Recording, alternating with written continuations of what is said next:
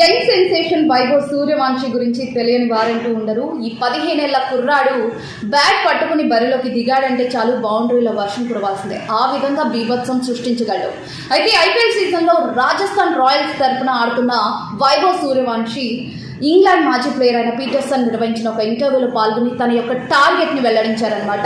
తనకి T20లో double century చేయాలని ఉందంట. అది కూడా గేల్ టార్గెట్. అదేనండి 175 రికార్డ్ని బ్రేక్ చేసి 200 స్కోర్ చేయాలని ఉంది అని చెప్పేసి కూడా తన మనసులోని మాటను వైభవ్ వెల్లడించారనమాట.